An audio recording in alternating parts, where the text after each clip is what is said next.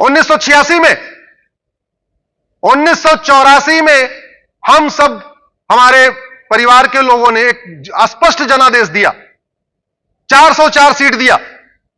अगले साल 1985 में राजीव गांधी ने कानून बना के सारे घुसपैठियों को बसाने का इंतजाम कर दिया। सिटीजनशिप एक्ट में सेक्शन 6 जोड़ दिया।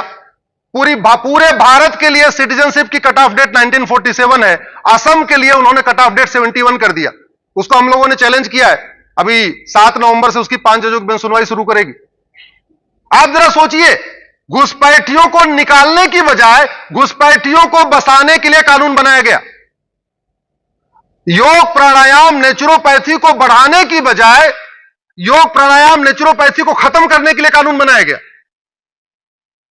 पूरा आजादी का आंदोलन वंदे मातरम से हुआ था। वंदे मातरम का प्रचार प्रसार करने की बजाय वंदे मातरम को किनारे लगाने के लिए 1971 में कानून बनाया गया। यह मैं उन कानूनों की बात कर रहा हूं जिसको मैंने चैलेंज किया, जिसकी मैं लड़ाई लड़ रहा हूं।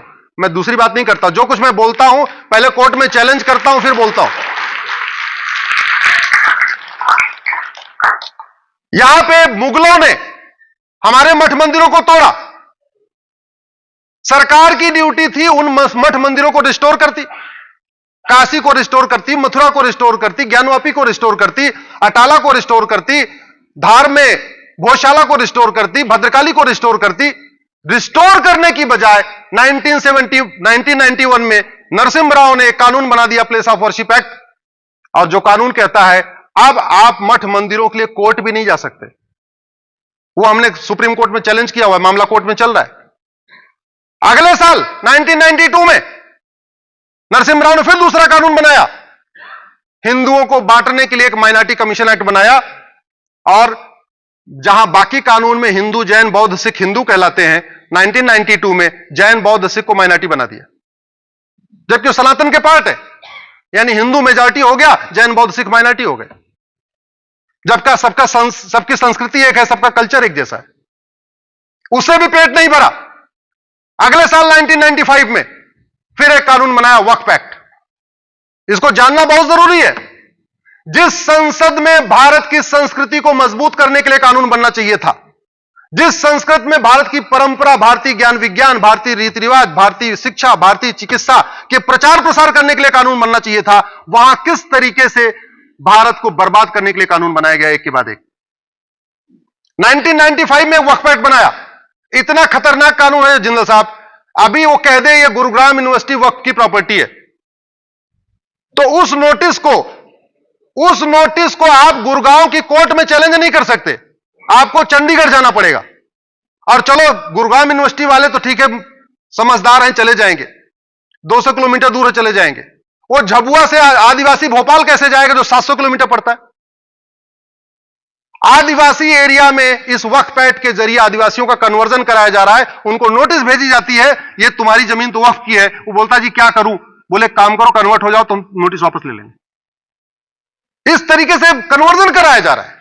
बड़े लोगों को नोटिस भेज के वसूली करते हैं और गरीबों को नोटिस भेज के कन्वर्ट कराते हैं। हमने चैलेंज किया उस कानून को भी। 2010 में नक्सलियों को, माओवादियों को, देश विरोधियों को, जासूसों को, गद्दारों को फंडिंग कराने के लिए कानून बना दिया कि विदेशों से फंडिंग होती रहे। और सबसे बड़ा पाप तो फिर 2012 में किया। आप लोग गूगल करना, Rahul Gandhi Muslim personal law board, right to education. आपको एक गोपनीय टाइम्स ऑफ इंडिया की रिपोर्ट मिलेगी। जब राइट टू एजुकेशन बना, ये सारे स्कूलों पे लागू होता था। पर्सनल लॉ बोर्ड 2012 में मिलता है राहुल गांधी से कि नहीं, हमको मदरसा इसके बाहर चाहिए। क्यों? क्योंकि जब कानून के दायरे में आ गया तो मदरसों की ऑडिट शुरू हो गई। मदरसे में क्या पढ़ाया जा रहा है ये देखना शुरू कर दिया। सिलेबस क्या है वहां का, पढ़ाने वाला कौन है, सब जांच शुरू हो गई। रात को बैठक होती है, विशेष सत्र संसद का बुलाया जाता है। 2012 में मदरसों को राइट टू एजुकेशन के दायरे से बाहर निकाल दिया गया। एक के बाद एक लगातार कानून।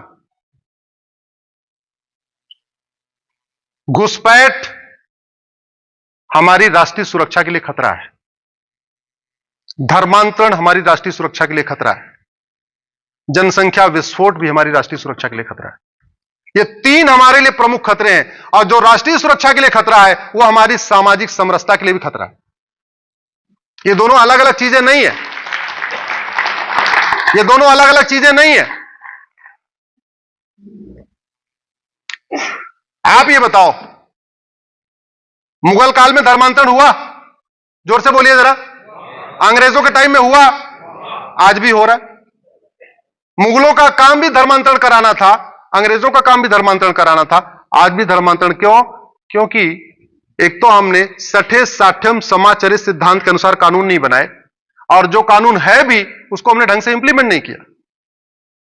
धर्मांतरण राष्ट्र की सुरक्षा के लिए खतरा है। इसलिए आज मैं हरियाणा की इस पवित्र भूमि से आप सबसे कहता हूं, जब कभी धर्मांतरण हो, कोई घटना आए, आप लोग गुड़गांव के पुलिस कमिश्नर से मिलिए, बोलिए धर्मांतरण राष्ट्र की सुरक्षा के लिए खतरा है, और राष्ट्र की सुरक्षा के जो खतरे होते हैं उससे निपटने के लिए कानून है, एनएसए, नेशनल सिक्योरिटी एक्ट, लगाइए इसके ऊपर। 1 साल तक इसको जमानत नहीं मिलनी चाहिए। धर्मांतरण देश की एकता अखंडता के लिए खतरा है। देश की एकता अखंडता के लिए जो खतरा है उससे निपटने के लिए हमारे पास एक कानून है, यूएपीए, लगवाइए उसको।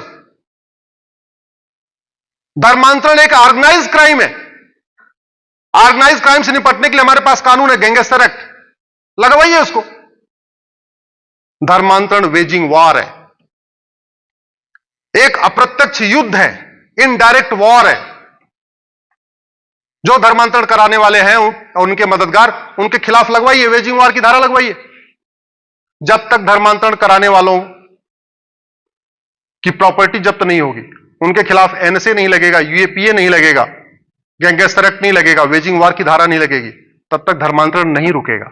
और एक बात याद रखिए, सामने हमारे सिख बंधु बैठे हुए, आखिर धर्मांतरण रोकने के लिए सिख पंथ बना था, कोई और काम था? बताइए जरा। अगर धर्मांतरण नहीं होता, हिंदुओं पे अत्याचार नहीं होता, तो हमारे गुरु ने